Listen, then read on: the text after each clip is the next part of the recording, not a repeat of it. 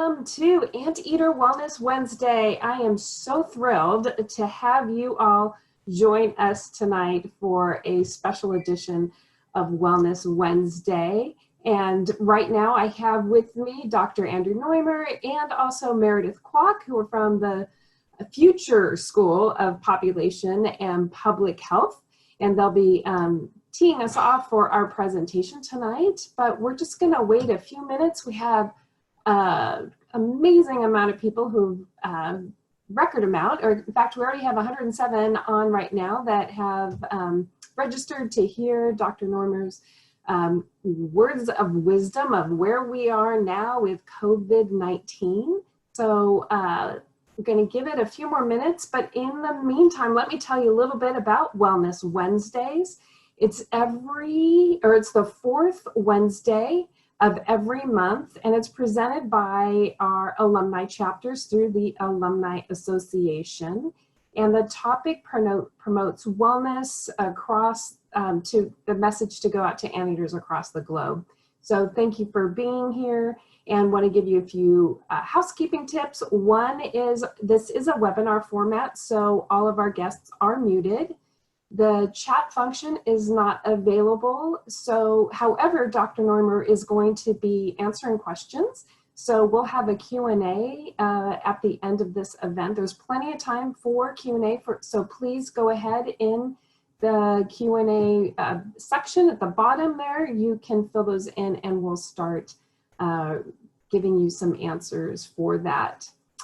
So I think we are going to wait 1 or 2 more minutes and we will continue on. And so I have here with me Meredith Kwok, our Associate Director of Constituent Relations for the Future School of Population and Public Health. And she will be introducing our distinguished speaker tonight. So Meredith, right before you introduce Dr. Noemer, if you could give our audience just a real quick synopsis of what the mission of public health is, and then you can go ahead and introduce our speaker, and I think by then we'll be ready for the rest of our guests to come on in. So thank you. Thank you, Wendy, and thank you to the UCI Alumni Association for partnering with the program in public health and also our public health alumni chapter. So shout out to any public health alumni that are with us tonight for Wellness Wednesday. As many of you know, this is a very critical time for public health. Some of you maybe didn't even know what public health was until recently. It's important on a global level during this pandemic, but also on a campus level. As Wendy mentioned, our program is transitioning to a school of population and public health. And our public health faculty right in our backyard have been contributing to the COVID-19 response as researchers, educators, and community leaders. So Dr. Andrew Noemer is an already popular faculty member with the students and alumni, and he has become our resident COVID expert. And I am so thrilled to have the opportunity to introduce him to this audience tonight. So Dr. Noemer is an associate professor of public health here at UC Irvine. His research focuses on health and mortality, the 1918 influenza pandemic, demography, methods, and mathematical sociology. He earned a BA in biology from Harvard, an MSc in medical demography from the London School of Hygiene and Tropical Medicine, and a PhD in sociology at UC Berkeley. He has been recently quoted and interviewed by local and national news outlets, including The Atlantic, CNN.com, the LA Times, Newsday, and the New York Times. His lunchtime lecture fans, I know there's some of them here tonight, and 5,000 plus Twitter followers can attest that the playfully nicknamed Professor Dark Cloud has quickly risen to the top as an expert during the COVID-19 outbreak, and he is always so generous with sharing his knowledge. I've heard that you maybe have a lighter nickname these days as things change, but Thank you for being a realist, so. Thank you so much, Meredith, for that introduction. And yes, I was saying, tonight is Wellness Wednesday, not Illness Wednesday. So That's right. That's the theme. I will try to stir in as much, of how we can stay well, not just all the bad news about the illness, but as I can. And thank you all for joining us this evening. Thank you for supporting UC Irvine and Zot. Thanks for hello again to the people who've joined us on the lunch times, and especially to any former students of mine who may be joining us. Thank you to the UCI Alumni Association for organizing this, and especially to Wendy Day Brown, who kicked off the program this evening. Thank you, Wendy, for having me and for inviting me to do this. Appreciate it. So I'm just going to speak for about 20 minutes and go over some of the, some of sort of the broad brushstroke things that I think are most important for people to understand right now as the pandemic evolves. And then we're going to go for the rest of the until 8 p.m. For Q&A, because the Anteaters always have the best questions, and it's most important for me to understand, what you guys want to know. So ask anything. So everything is current as of my knowledge on the day that we're taping this. So that's Wednesday, the 26th of August, 2020. So this remains, as always, a rapidly evolving event. So if anyone's watching this on a tape delay in the future, just remember that things change. So COVID-19 is this pandemic. It's a novel coronavirus emerging event, and this pathogen, or this, is kind of in the sweet spot where it spreads fast enough to cause a pandemic, but slow enough that the pandemic kind of drags on and on. And it's severe enough that there's been quite a bit of mortality, and unfortunately there will be more mortality. But it's also mild enough that many people dismiss it, and that also contributes to the spread going on and on.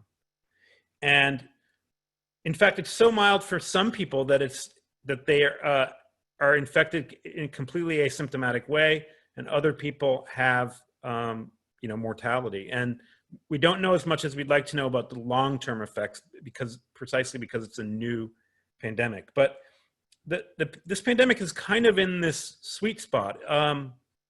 If it was faster spreading, I mean, it would arguably be worse, but I think there would have been less fatigue setting in among the public about how long is this going to last.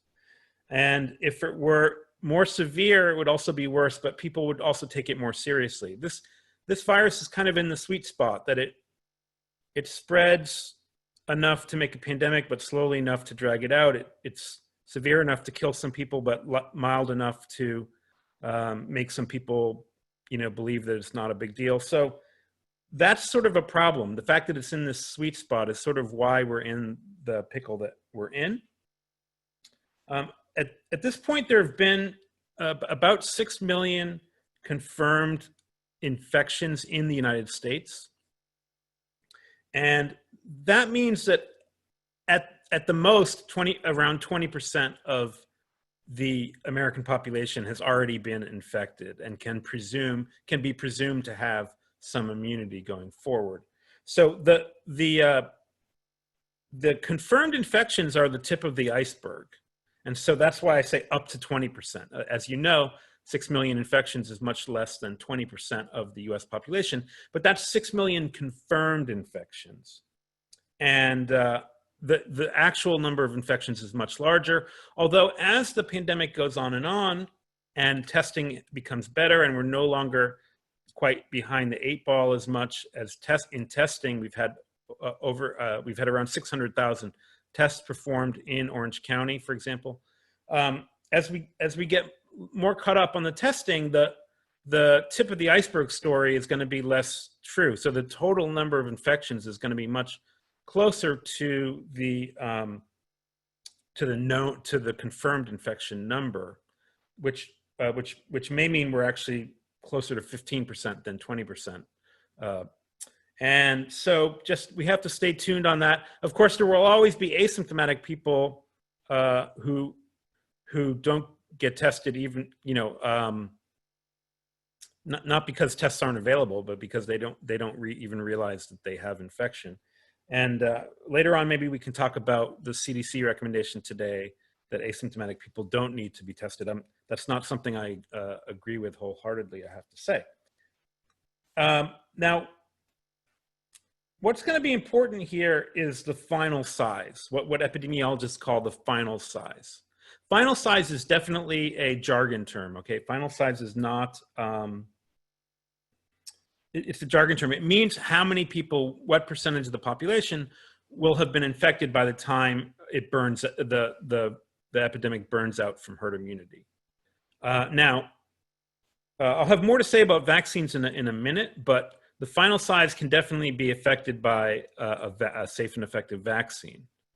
But I estimate from anywhere from 50 to 70% of the American population is going to get COVID-19 infection before this thing burns out and goes away. And it's not going to go away entirely. It's not going to go away in the fashion that SARS 2003, for those of you who remember that, it's not, which vanished, it kind of burned out. It's not, this SARS is too entrenched in our transmission chains now. It's not going to vanish the way the 2003 SARS did, but it will eventually recede. Life will get back to normal again at some point.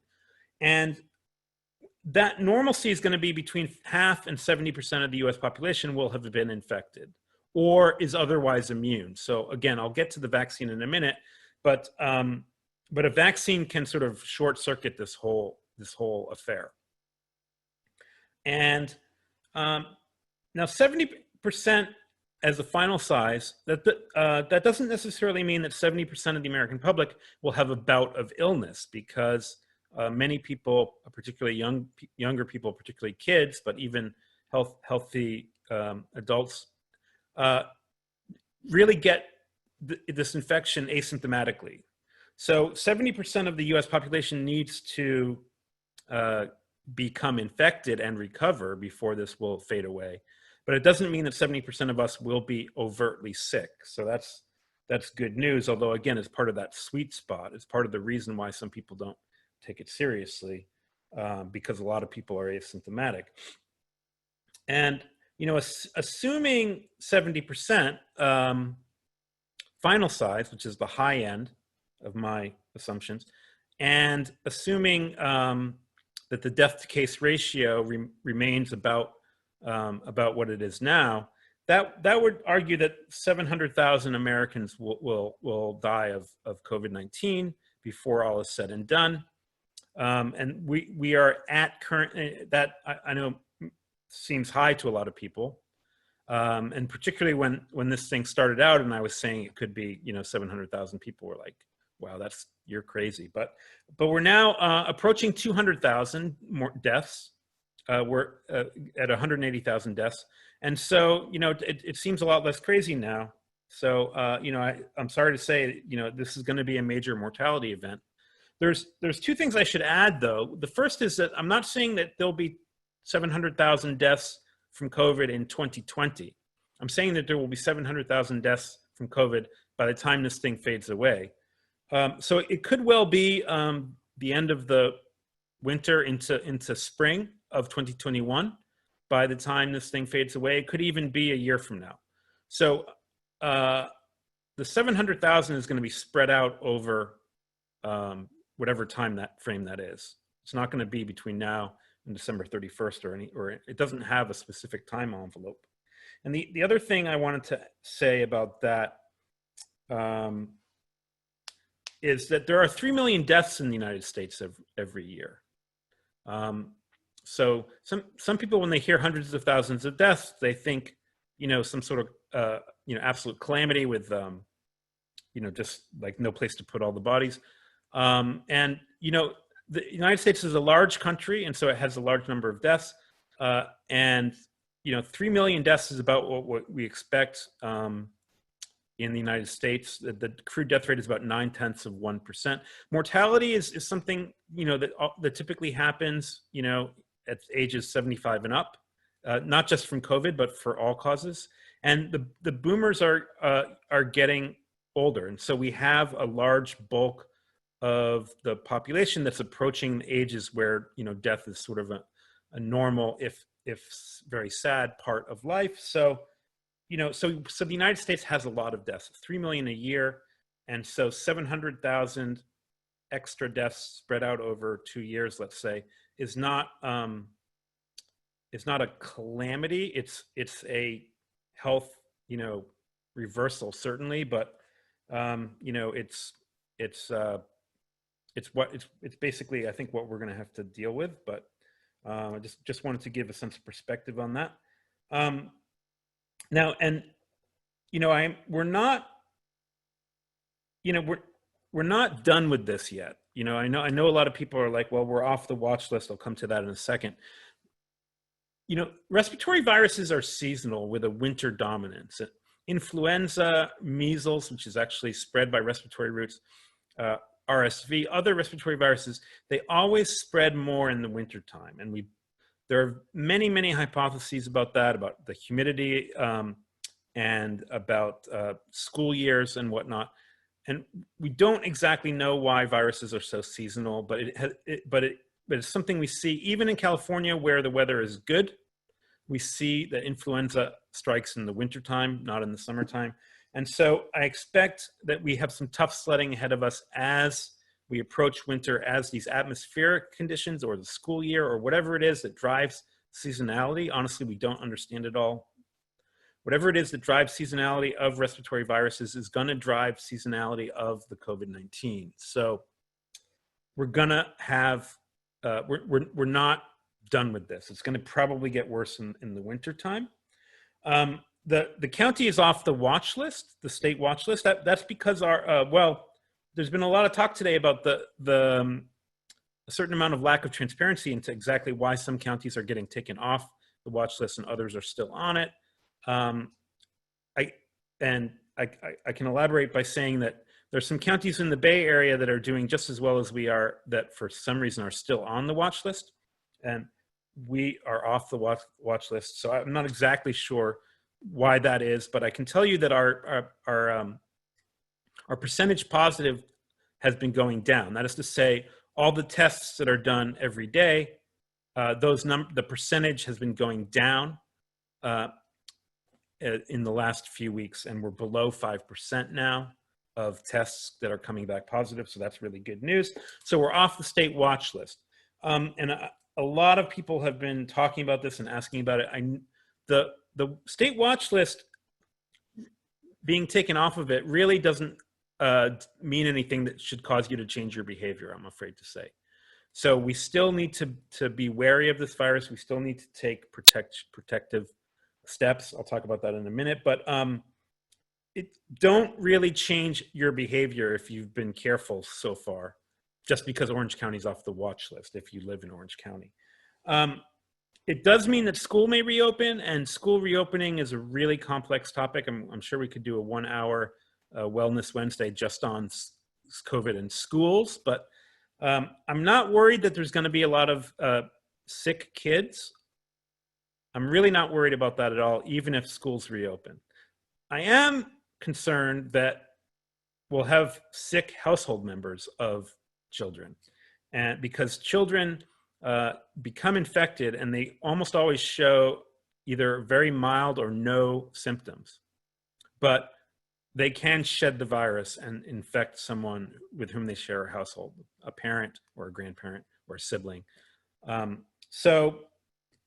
Schooling is complicated, and getting off the watch list means that in-person K through 12 education is going to be a possibility, but some school districts also have in place options for parents who aren't comfortable with that. I'm sure that'll come up in the Q&A. let me just say a few more things, and then I'll get on to the wellness aspects, not just the illness aspects. I promised Wendy this would not just be all, that this would be in the spirit of Wellness Wednesday, not just illness, not just Professor Dark Cloud, which is one of the local newspapers called me.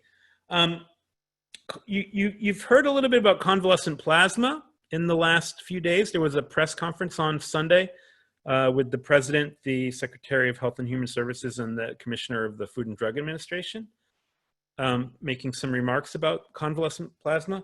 Convalescent plasma is an unproven therapy that can potentially work as a treatment or as a prophylaxis. But I really have to emphasize it's unproven. And what we need, rather than emergency use authorizations, in my opinion, is more studies, randomized, double-blind, placebo-controlled clinical trials of convalescent plasma. And I am unconvinced until we see those results. And so to me, the emergency use authorization doesn't really change anything. And for those of you who don't know, plasma is the portion of blood, of whole blood, that it's an amber-colored liquid. If you put blood in a centrifuge, the cells, white cells and red cells, sink to the bottom, and above them are platelets. And then at the top of the centrifuge tube, after you've spun down blood, is plasma, and you can take that out, and that's full of antibodies. And so people who've recovered from COVID, their antibodies are in that amber-colored liquid, and that can be injected once it's been screened for HIV and hepatitis B, of course. That can be injected into other people, and other people can potentially benefit from those antibodies. But it's not something that works for every disease, and it needs to be proven for COVID. Now, I intend to speak until the bottom of the hour, and then we'll take your questions. So let's talk a little bit about wellness, because this is Wellness Wednesday for the Anteaters. Let's talk about what we can do to stay safe and well during this time. Well, I mean, I think the most important, in terms of a pandemic infectious disease, the most important thing about wellness is prevention. Especially for COVID, which doesn't have an out-and-out cure. And prevention, the number one thing for prevention is to wear a mask when you're out in public. And I mean, I know everyone on this Zoom has heard that already a million times, but it's something that we all need to do. It's something that I've been doing religiously. And I was an early adopter of masking, early proponent of masking. And I was, telling people to mask, even before the CDC got on board with that. We need to mask. So what masks do is they're a respiratory barrier, and the COVID is spread through droplets that we emit when we speak, when we sneeze, when we cough. And these droplets waft through the air, but not for too long, because they fall to the ground through gravity. And they also can desiccate. They dry out if it's a hot and dry day. But before they drop to the ground or desiccate, they have the opportunity to be sucked into our own respiratory tract. And by wearing some sort of barrier, it means that droplet will hit the fibrous material of the mask first before it enters our own respiratory tract. And even if it doesn't completely block the virus, it can attenuate the dose, and there is a dose severity effect. So we can get a smaller dose, even if we are getting a dose, and that smaller dose may be enough to save us from a bad case. The infectious dose of COVID is not a single virus. It's about 1,000 virions. So getting exposed to a single virion does not make us sick. It's get 1,000 or more. But getting an infectious dose of 100,000 or 1,000,000 virions, which is easily possible if we're standing next to someone coughing or sneezing, is going to result typically in a worse case for us compared to if we get a 999 virions. So wear a mask. They also help prevent spread. If you are sick or if you are asymptomatic. If everyone just wears a mask, then there'll be less spread and the whole epidemic will start to calm down. And so they prevent spreading and they prevent receiving. They prevent both aspects of the communication of the disease. So the most important aspect of wellness is to mask, because prevention is, you know, is worth more than cure. The other things, well, the big thing is a vaccine, a safe and effective vaccine. We need, I mean, that's really going to be the strategy here, is to have a safe and effective COVID vaccine. There are a number of candidates in trials. I would say, particularly after Sunday's press conference about the emergency use authorization, I would say that when I say a COVID vaccine that is proven safe and effective, I mean proven safe and effective in a randomized, double-blinded clinical trial. So placebo-controlled, randomized, double-blinded, placebo-controlled clinical trial. So, so stay tuned for that. I don't want to say too much more about that. I mean, except that you know, once such a vaccine is proven, I'll be the, you know, among the first to want to get it. But you know, I don't want to spend too much time talking about a vaccine that doesn't exist yet, because there is no vaccine now that we have that has been validated as safe and effective in a randomized, double-blinded, placebo-controlled clinical trial. A few things you can do to avoid getting sick and to stay well, because this is, after all, Wellness Wednesday, is to make sure your sleep is up to date. You know, get your sleep, get your 8 hours if you need 8 hours. Some people only need 5 hours. Get your 5 hours. Get your sleep. Get whatever sleep is the sleep that works for you. We all know when we're run ragged from not enough sleep, and don't do that. We don't understand the mechanisms very well, but there's a lot of research that suggests that sleep increases our resistance to infectious disease.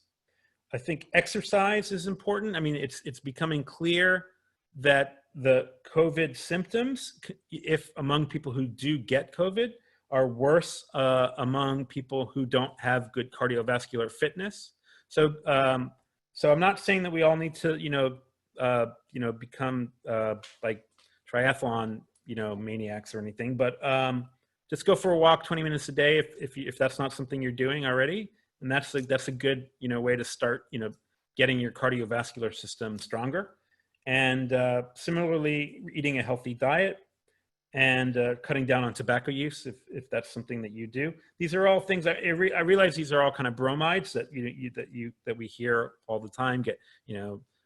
Don't smoke and get the diet and exercise, but they really do. I think they will pay dividends in terms of making your COVID symptoms less severe if and when you get them. If getting your flu shot is something that you normally do, I would definitely do it this year. And there's a lot of fear among public health experts of having a very complicated flu season in which someone has some sort of respiratory disease and they're trying to figure out, is this flu, is this COVID? Normally if it's the winter time, they think flu, but this winter is going to be different, obviously. And normally during the summertime, it's very unusual to have flu, but this summer, obviously, they think COVID. But the point is that they're worried that as we go into what's the normal flu season, that the differential diagnosis is going to be a huge time waster at clinics and what have you. So so that's another thing you can do. And I think that's the bottom of the hour, folks. So why don't we open it up? If Meredith, you think that's good, why don't we open it up for Q&A? Sure. I will say that the Alumni Association definitely heeds your advice and has made Anteater masks for all of their alumni, Anteater branded masks. So we definitely are listening to you, Dr. Noemer. Yeah. So thank you for reminding us how important it still is. That kicks ass. Can I get one? I think we can hook you up with one. Awesome. Definitely. So you've answered a lot of the great questions that have been coming through, especially about getting the flu shot and vaccines. But since this is an alumni event, we've had a few questions, one from a public health alum, Stephanie, about universities and higher education opening back up, potentials for repercussion, opportunities for some herd immunity being created. Could you speak to that? Yeah, sure.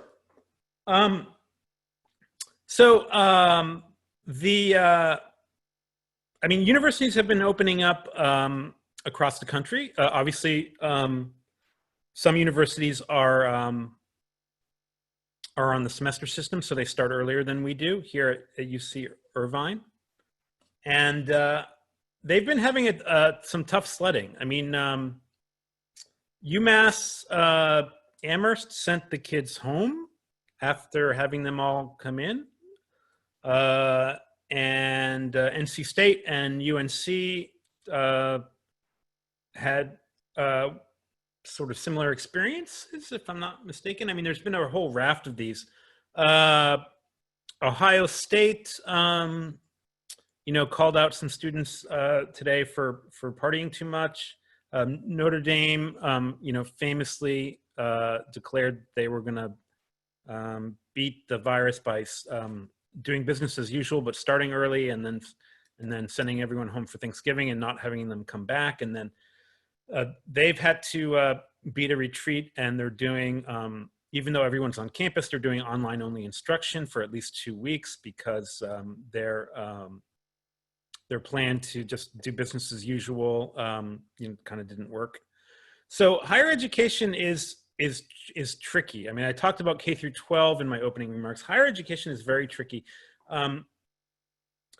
Not to mention the fact that in higher education we are dealing with adults now. 17 years and 364 days and 18 years, is a sort of, from a biological point of view, is from the point of view of the infection, is an arbitrary cutoff. I'm not sure a 17-and-a-half-year-old will have a biologically different reaction to the virus than an 18-year-old. But obviously it's a legal distinction for what is an adult. But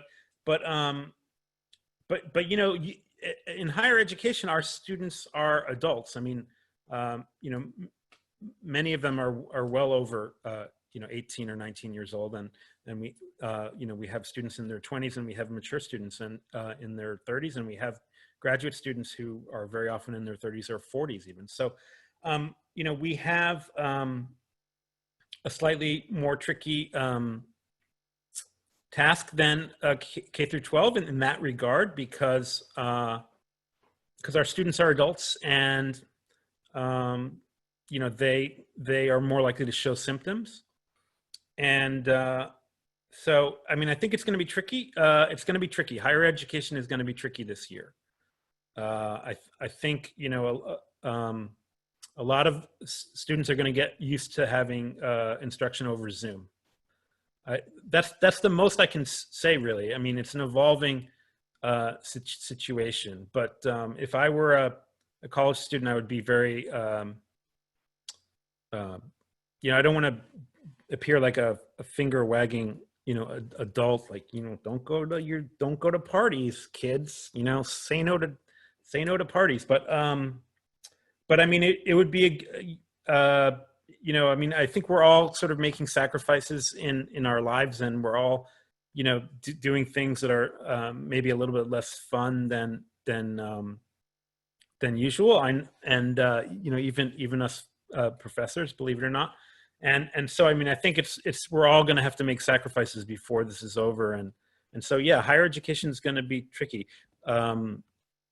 I did see one. It's a little hard for me to read the thing, but I did see one question that I'll take, and then while I'm answering this, Meredith, you can maybe fish out another delicious question for me.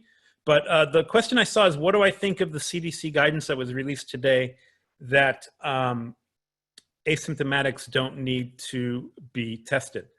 And I mean, I'm kind of concerned by this, actually, because I think the science doesn't support that as far as has been explained. I mean, I don't see a scientific rationale for this. There's plenty of cases in which an asymptomatic person can profitably be tested. I mean, particularly if they were exposed to someone who was positive, and or if they have, you know, for any other reason suspect they may be sick or may be infected, even if they're asymptomatic. And I mean, it's possible at the margins we've been testing too many asymptomatic people, but I'd like to know more about why the CDC thinks that we don't need to test asymptomatic people, because I mean, part of the surveillance and test, trace, isolate building blocks is that we test people who've come into contact with sick people, and so that we can isolate them before they become symptomatic, so that they can know, hey, I'm infected, even though I'm not symptomatic. I can, you know, I can stay home for 2 weeks, like, you know, and stop the spread. So, you know, even if I'm work from home anyway, you know, maybe I'm going to go to the grocery store, you know, once a week, or, you know, I'm going to go to the hardware store because I, you know, have a drippy faucet and I need to buy a washer or something, you know. But if I know, hey, I'm infected, even though I'm asymptomatic, I'm going to postpone that trip to the hardware store and I'm going to get my groceries delivered. I'm really going to stay at home for 2 weeks, you know, and that stuff like that is going to help stop the spread. And so if we're saying, well, you can't be tested if you're asymptomatic, then that really flies in the face of it. So I don't understand it, and I'm a little worried that it's that there's some testing slowdown that is not being talked about. That's really the underlying cause of that announcement. So I'm concerned, and I think, you know, we need more transparency from the CDC. The CDC has been punching below their weight during this crisis, I'm sorry to say. And this is an example of that. And you know, we should all expect better from them in the future. Meredith, do you have a question that I can field? I sure do. So 2 parts. Our audience is still very curious about the flu vaccine and your thoughts on that. I know you mentioned it briefly, but when to get it, or earlier this year, if you've never had it before, is this something that you should start doing? And then part 2, if you could speak a little bit about the potential of a COVID-19 vaccine. Yeah, so let me let me take the second part first. I think the potential for a COVID-19 vaccine is good, but you know, partly because there's never been, I mean, or, you know, not since the 1950s really, with polio, has there been so much effort put forward looking for a vaccine for a disease, for an infection. And so, there's several candidate vaccines out there, and I'm optimistic that one of them will turn out well. But you know, I'm also cautious, and the caution comes from 2 different sides. I mean, first of all, we have to understand that you know, not every disease has a vaccine. I mean, there's no vaccine for hepatitis C, for example. There's no vaccine for HIV, and you know, as I was saying, that never since polio has so much effort been made to find a vaccine. I was kind of thinking, well, you know, the efforts to find an HIV vaccine in the 90s and early 2000s, you know, kind of were pretty intense. So, and we still don't have one. And so, you know, it's not a certainty that every pathogen has a vaccine, you know, waiting in the wings. And so I'm optimistic, but I'm also cautiously optimistic that we'll have a vaccine. And that's why I think it's so important. You know, the right to try discipline was not really crafted for the context of a vaccine for an emerging pandemic infectious disease. So that's why I said in my opening remarks, the vaccine needs to be found safe and effective in a randomized, double-blinded, placebo-controlled clinical trial.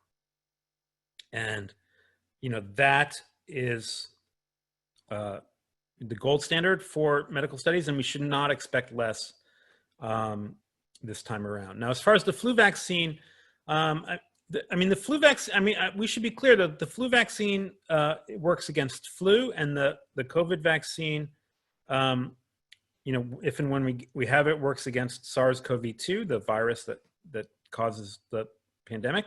And these two are not there's no cross protection. Okay, I mean, people have speculated, well, maybe there's some cross protection, but these are different viruses, and I think the chance of sort of cross protection is very low.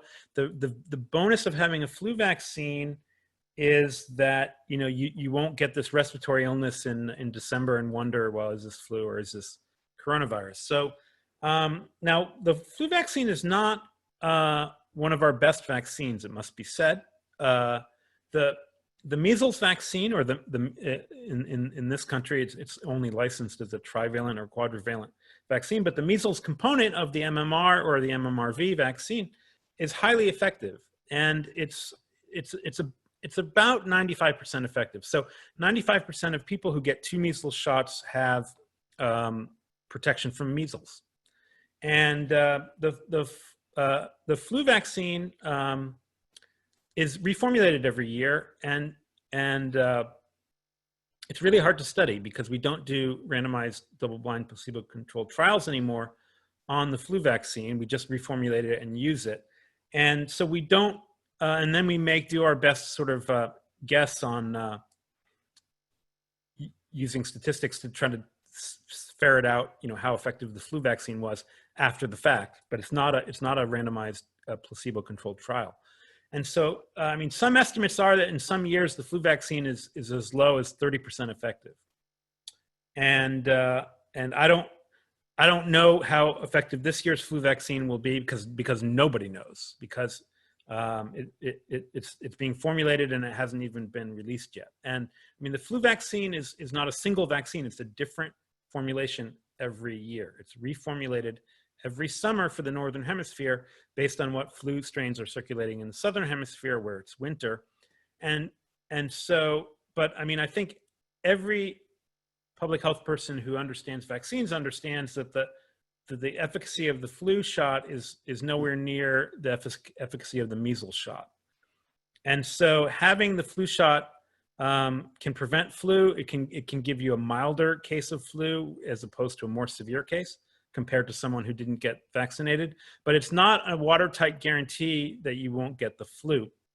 And as far as how effective is it, I can't give you an estimate of this year's shot because nobody can. So I don't want to say wear a mask and you won't get COVID and get a flu shot, and it's a watertight guarantee that you won't get the flu, and therefore you do those two things and I can absolutely guarantee you that you won't have a respiratory illness this winter. You know, right now our best shot against COVID is to wear a mask, and our best shot against the flu is to get the flu shot, but neither of those things are ironclad guarantees to neither of those are you know, watertight guarantees. So if you get the flu shot every winter, I certainly wouldn't skip it this winter. And if you're new to getting the flu shot, you know, it gives you a chance of getting no flu, and it gives you a chance of having a milder flu, even if it doesn't fully prevent the flu. And as far as when to get it, I mean, the usual rules apply sometime in the fall. September, October, November, and it's not too late to get it in December if you haven't gotten it by December.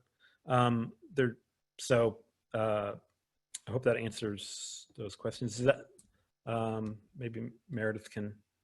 Yes, thank you. They're coming in fast and furious. We may have to have another just Q&A lunchtime lecture one of these days.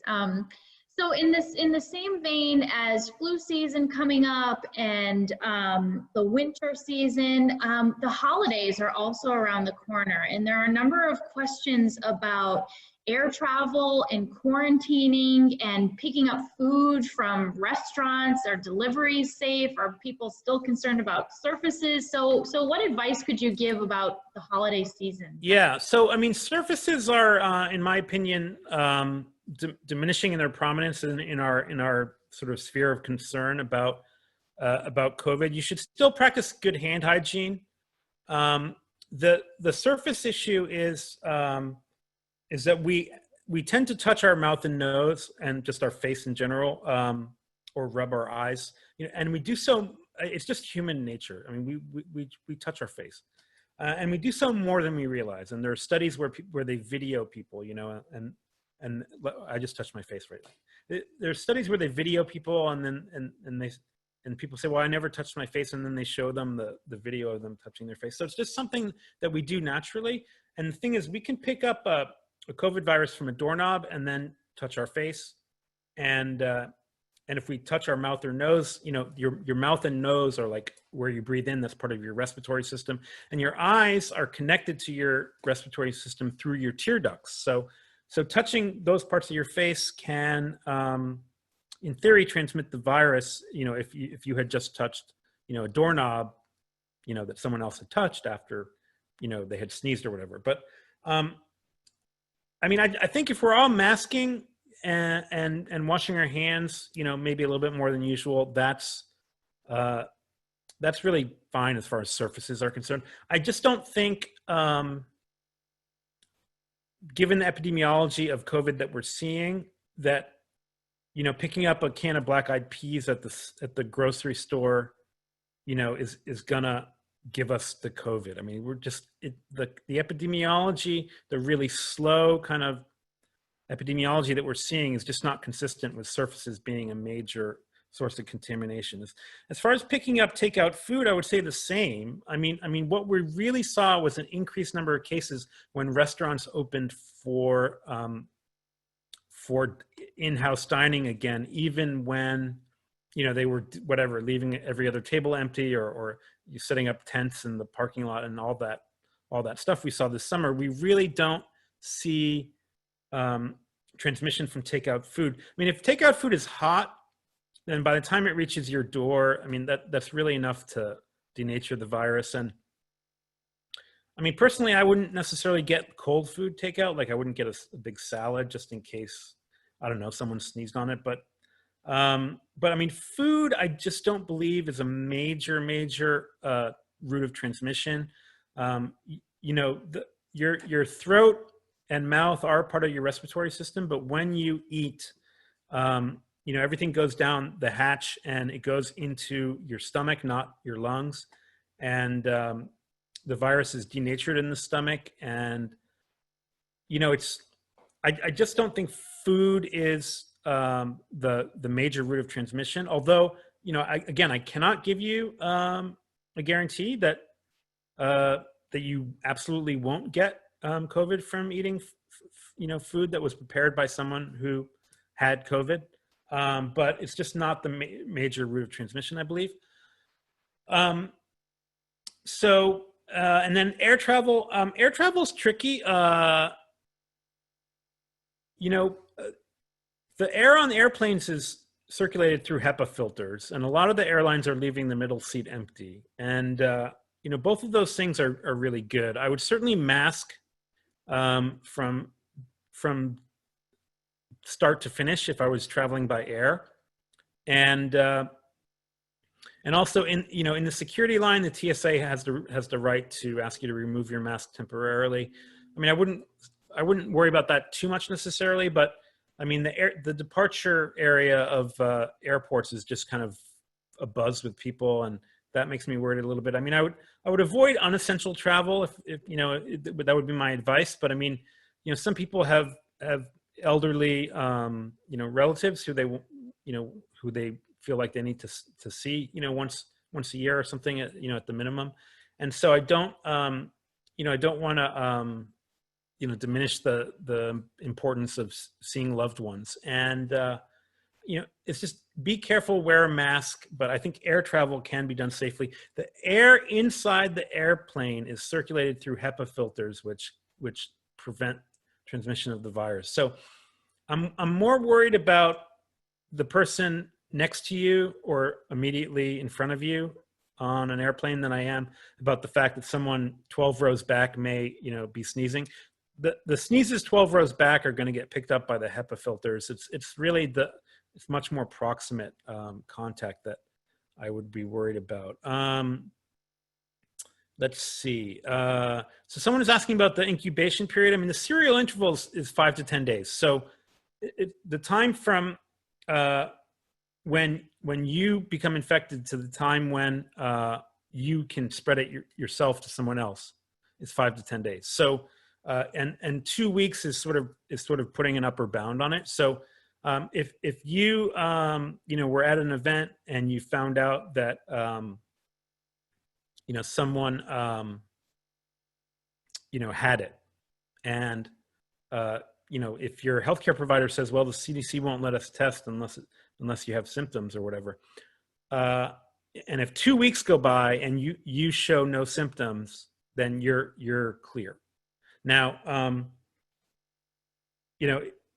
and eventually you can get an antibody test to see if maybe you had it asymptomatically.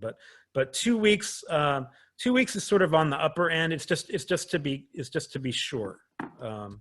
It's really closer to 10 days in most cases, but just for good nature, just for good practice, they extend it to 2 weeks. N95 masks prevent saliva particles entering system. Yes, I mean, that's why, so there's been a lot of talk about N95 versus other masks. I mean, the mask you wear when you go to the grocery store doesn't have to be N95. It can be any kind of cloth covering of the nose and mouth is really what we're going for. I mean, N95 masks, if you insist on using them, that's fine. They can be purchased on the internet. The days where the hospitals didn't have enough of them and whatnot are over. Like if you're not taking away an N95 mask from a doctor, if you find one on the internet, because the hospitals have purchasing departments and they can do what you're doing. It's go online and buy them. So if you want to wear an N95 mask, it's a higher standard, but it's actually overkill for most of us, and so it's really up to you. I'm not sure if I understood that question correctly, but Meredith, do you have since you're more able to, do you have a juicy question for me? Sure. There's a lot of juicy ones. I apologize, we can't get to all of them. We have a pretty academic crew here asking about differences between the 1918 influenza and also the H1n1 in the severity, and if we're overreacting, similarities, etc. Yeah, all right. So those are great questions. So let me take that in chronological order. The 1918 flu pandemic was worse than this. I mean, it killed, probably, in today's terms, 1.5 million Americans, because it killed at least 500,000 Americans, and the population was one third the size of what it is today. So adjusting for population growth, the 1918 so-called Spanish flu was still more deadly than what we have now. And the 1918 Spanish flu killed in an unusual age pattern for influenza, which we believe is related to immunity from other strains of flu that were circulating in the 19th century prior to 1890.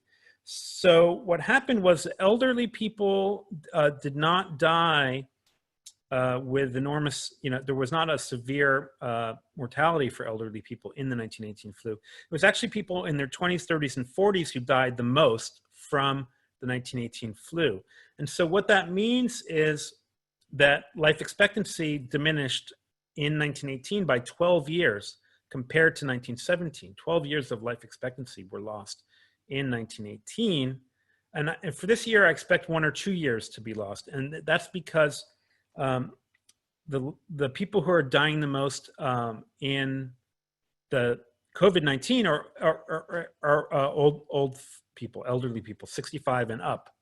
And so that's sort of an exaggeration of the normal pattern that we see, you know, all the time. So we'll probably have about 10% increase in crude mortality in 2020, and that's good for about a year or two, depending on how exactly the ages line up. That's good for about a year or two of life expectancy. So it's going to be less severe overall in terms of mortality than the Spanish flu.